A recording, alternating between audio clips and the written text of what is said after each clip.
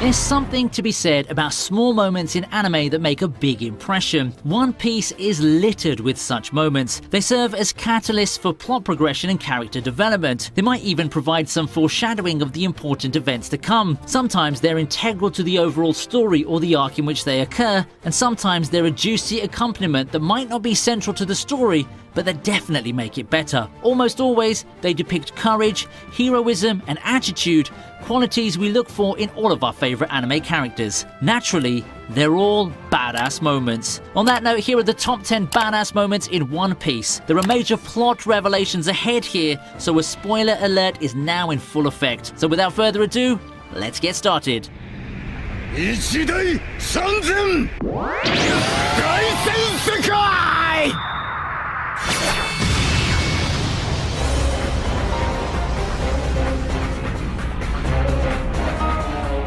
At number 10, we have the moment when Zoro cuts Pika in half. The shape-shifting enemy that can turn an entire country into a part of his body gives the Straw Hats immeasurable trouble in the Dressrosa arc. They might laugh at his squeaky voice, but they know better than to make light of one of the top 3 officers of the Don Quixote family. So, to see Zoro, who spent a lot of his time in Dressrosa wandering off and getting lost, cut the stone monster in half is immensely satisfying. He then proceeds to slice and dice Pika, forcing him to reveal himself in his true form. Pika's defeat is proof of Zoro's growing strength and skill. It takes him that much closer to his goal of becoming the world's greatest swordsman. His belief that there's nothing he can't cut makes this one of those moments you can't help but cheer loudly for.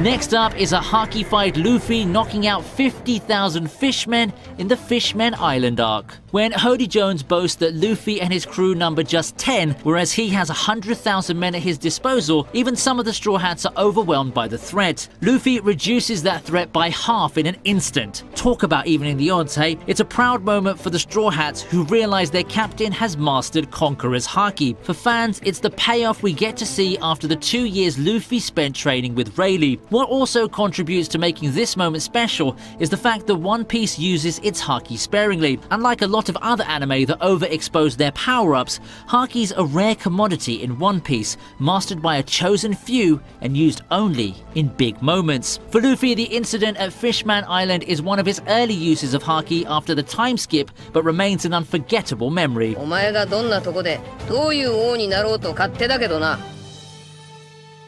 海賊の王者は一人で十分だ。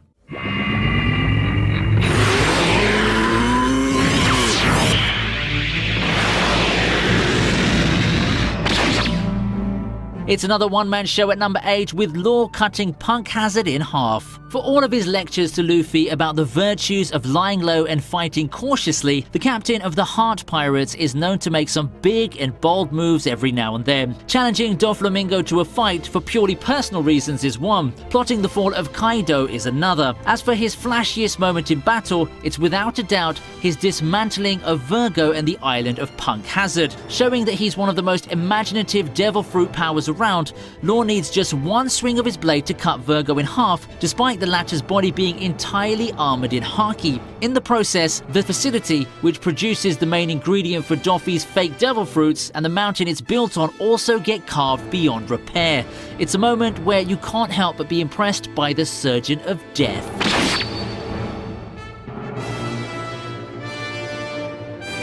もう誰も引き返せねえ。 At number 7, we have a special moment from the Marineford arc, which is crowded with special moments.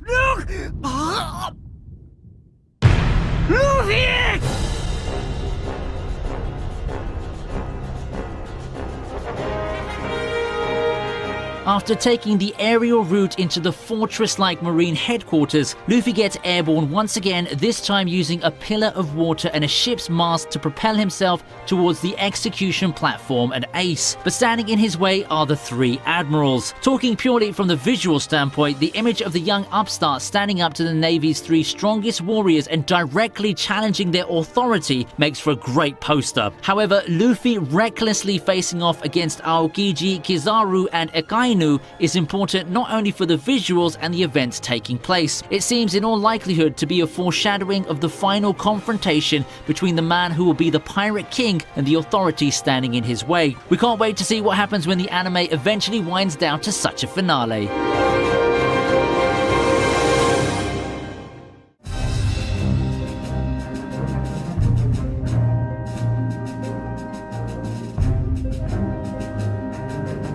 Up next is a similar scene from the Enies Lobby arc, this time with the Straw Hats challenging not the Navy, but the world government. And this time too, the reason is personal. Robin's being captured by the CP9, the world government's top secret group of assassins. Luffy and gang break into Enies Lobby, the notoriously fortified judicial island that serves as the organization's headquarters. Rarely do we see the Straw Hats stand as a single team in one frame. Most of the time they're off doing their own thing, but here, seeing them all together on the roof of the courthouse and standing shoulder to shoulder as they challenge the CP9 and its leader Spandam, it's impossible not to feel a rush of excitement. The detestable Spandam points to the futility of their challenge, bragging that the small crew's no match for the government's might. In response, Luffy has Sogeking shoot a flaming arrow at the government flag. It's a declaration of war that shows Luffy has no problem picking a fight with someone bigger and stronger than him.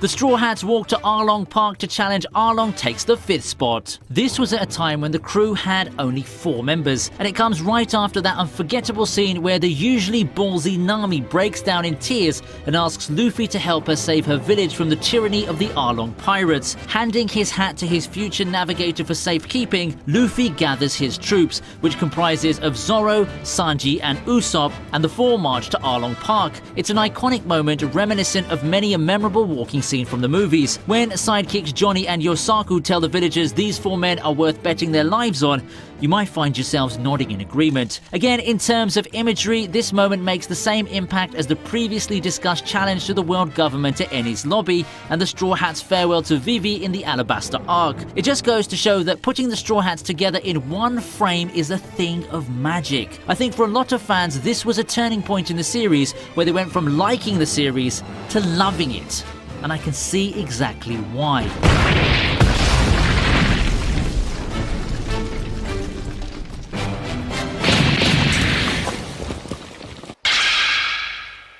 Aaron ってのはドイツだ。食えはない。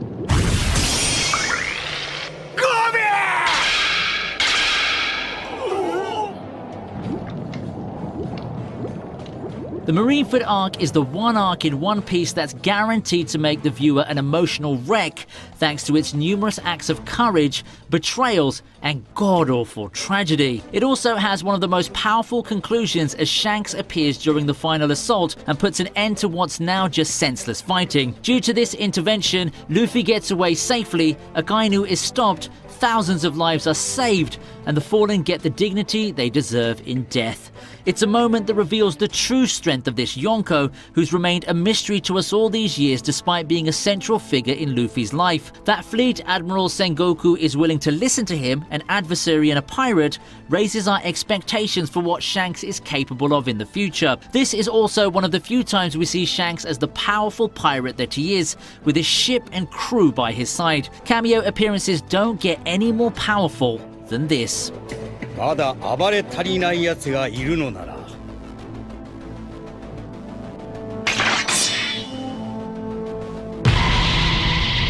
来い、俺たちが相手をしてやる。こいつらこれ式で。おっ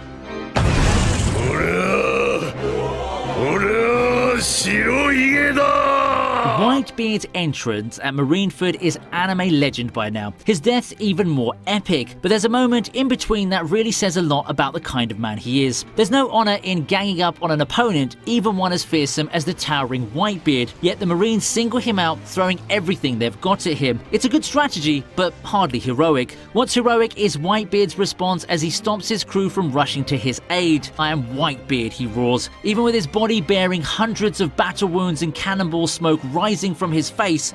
With just these words, he makes the Marines, who pride themselves as upholders of justice, look dirty and dishonorable. And those aren't empty words. Whitebeard goes on to show the Marines just who they're messing with, and we can't help but be proud.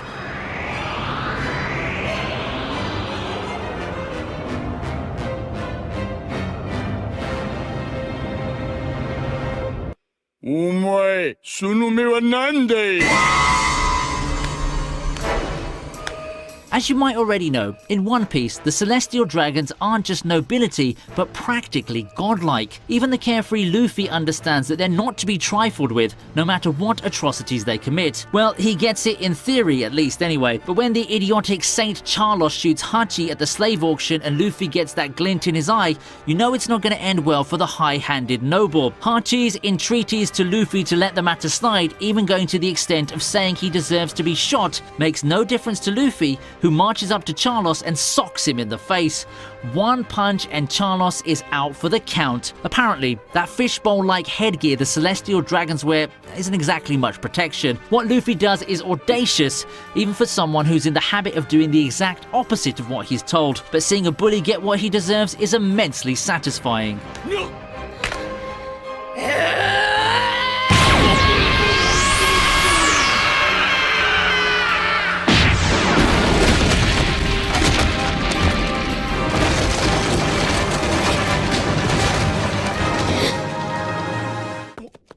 And that brings us to number 1, and it's Zoro's finest hour yet in the service of his captain.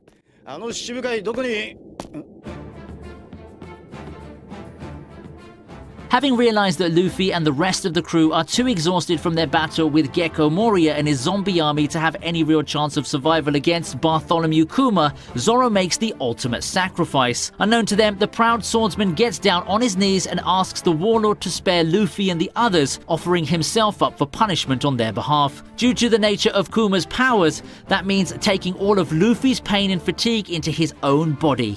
"I'll show you hell," Kuma promises, reminding Zoro that he might not survive the ordeal. Zoro does survive it somehow, and when Sanji later finds him covered in blood but still standing, he asks what happened. Nothing happened. A typical answer from a man of few words, and yet it's so telling. It's just one of the many things that make this strong and loyal pirate such a badass. The fact that Luffy doesn't know about this little incident to this day makes this moment even more special. 何も